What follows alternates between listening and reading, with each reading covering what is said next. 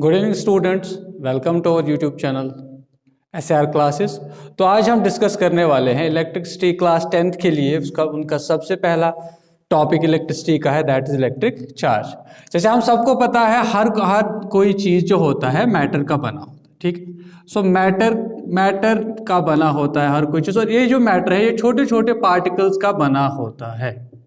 जैसे हमारे पास particles electrons, protons, तो इन पार्टिकल्स की एक इंट्रिंसिक प्रॉपर्टी होती है, एक इनबिल्ट प्रॉपर्टी होती है जिसको हम बोलते हैं चार्ज। क्या बोलते हैं? चार्ज।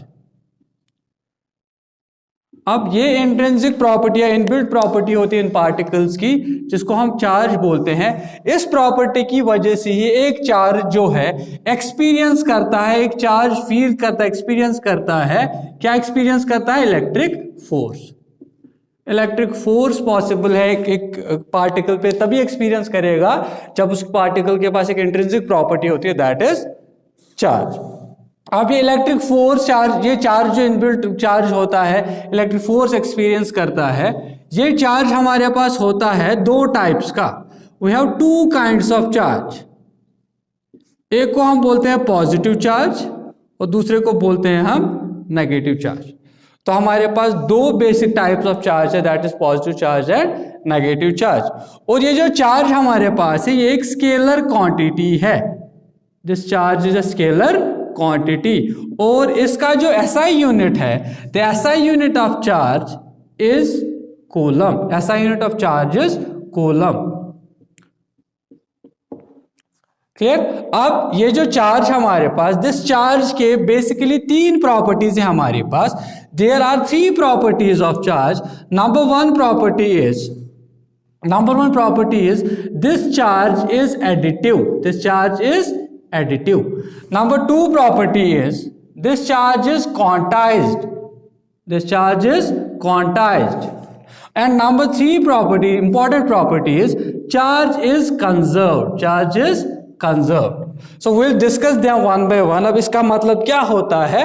चार्ज एडिटिव है या चार्ज क्वांटाइज्ड है? चार्ज एडिटिव होने का मतलब ये है, the charge is additive, it means that हमारे पास जो टोटल चार्ज होता है, जो नेट चार्ज होता है किसी भी सिस्टम का, किसी भी आइसोलेटेड सिस्टम का या किसी भी पार्टिकल, किसी भी मटेरियल का जो नेट चार्ज होता है वो बराबर होता है एल्जेब्रिक सम ऑफ चार्ज। जैसे हमने अभी बोला कि चार्ज हमारे होते हैं दो टाइप्स के, एक पॉजिटिव चार्ज और एक नेगेटिव चार्ज। तो उन सारे चार्जेस का हम एल्जेब्रिक साइन लेते हैं, that is along with the sign. Example के तौर पर अगर हम बोलेंगे मेरे पास दो सिस्टम है, इसके पास चार्ज है, एक है +2 कूलम, दूसरा है -3 कूलम, तो इसका जो टोटल चार्ज होगा बराबर, वो किसके बराबर होगा बेटा? वो होगा +2 -3, दैट मीन्स -1 कूलम। ठीक है, this shows the property of additivity, या हम बोलेंगे charge are additive. And the next property is that charge is quantized. तो हमारे पास जो चार्ज होता है बेटा, ये होता है डिस्क्रीट पैकेट्स में। तो चार्ज एक कंटिन्यूअस नहीं होता है, डिस्क्रीट पैकेट्स में होता है, और इस डिस्क्रीट पैकेट को हम बोलते हैं क्वांटम। क्या बोलते हैं? क्वांटम। क्या हम ऐसे बोलेंगे तो जो स्मॉलेस्ट पॉसिबल चार्ज हमारे पास है दैट इज क्वांटम, जिसकी एक फ्रीली एग्जिस्टेंस है, दैट इज क्वांटम। और एक क्वांटम बराबर होता है बेटा, एक क्वांटम ऑफ चार्ज होता है charge of 1 electron, charge of 1 electron या 1 प्रोटॉन। तो एक प्रोटॉन का हमारे पास जितना चार्ज होता है उसको हम बोलते हैं 1 क्वांटम। तो इसी तरह एक प्रोटॉन का होता है चार्ज, उसको बोलते हैं 1 क्वांटम। तो इसी तरह हम बोलेंगे जो किसी भी सिस्टम का, किसी भी मैटर के पास हमारे पास जो चार्ज होगा वो क्या होगा? क्वांटाइज्ड। क्वांटाइज्ड मतलब होगा या तो एक क्वांटम होगा, या तो 2 क्वांटम होता है, या तो 4 क्वांटम होगा।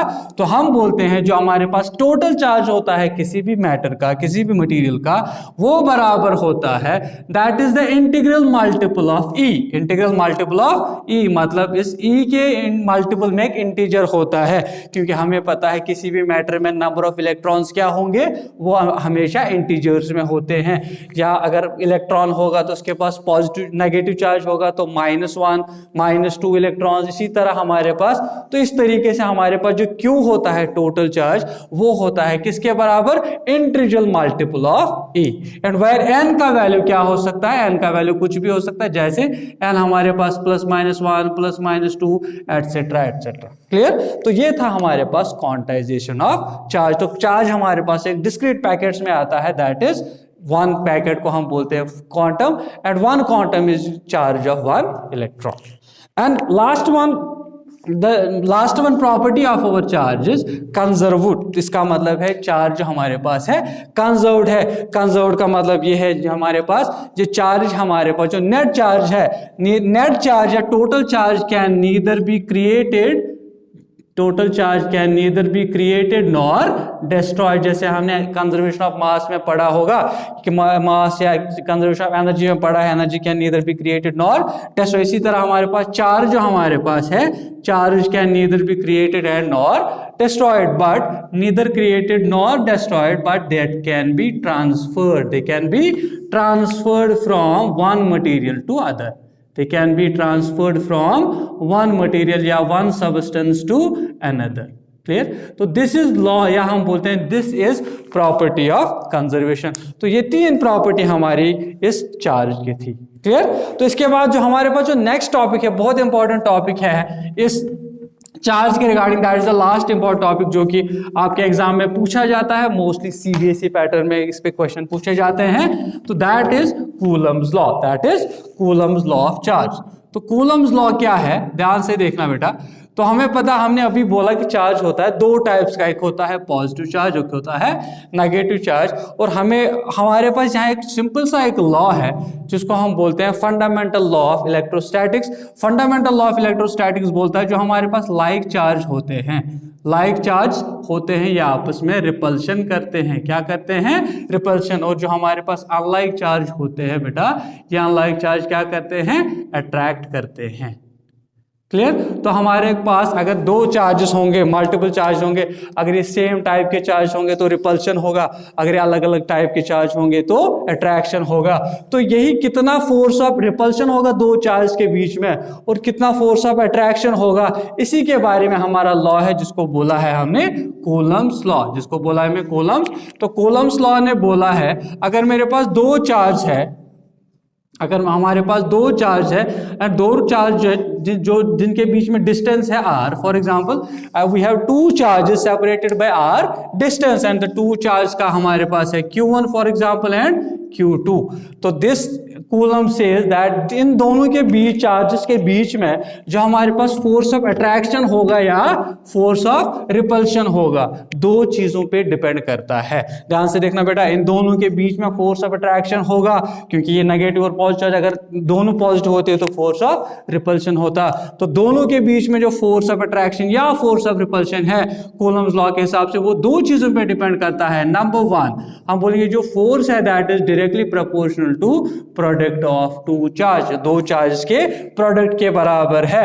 दूसरा जो है हम बोलेंगे जो फोर्स है इनके बीच में फोर्स ऑफ अट्रैक्शन या रिपल्शन होगा, ये डायरेक्ट इनवर्सली प्रोपोर्शनल है square of the distance between them. इन दोनों के बीच में जितना डिस्टेंस होगा उसके स्क्वायर के रेस्पेक्ट में ये प्रोपोर्शनल है। लेकिन द प्रोपोर्शनलिटी क्या है बेटा, इनवर्स प्रोपोर्शनलिटी। तो जब मैं यहाँ पे दोनों इक्वेशंस को ज्वाइन करता हूं, हमें यहाँ पे एक फॉर्मूला मिल जाती है that is F is directly proportional to Q1 Q2 upon R square. और आपको पता होगा जब भी प्रोपोर्शनलिटी कांस्टेंट हटा के इज इक्वल टू लिखते हैं तो यहाँ पे हमारे पास एक कांस्टेंट आता है जिसको हम लिखते हैं K Q1 Q2 upon R square. और इस K का जो नाम है बेटा, इस K को हम बोलते हैं कूलम्स कांस्टेंट। क्या बोलते हैं बेटा, कूलम्स कांस्टेंट। क्लियर हुआ? Thank you.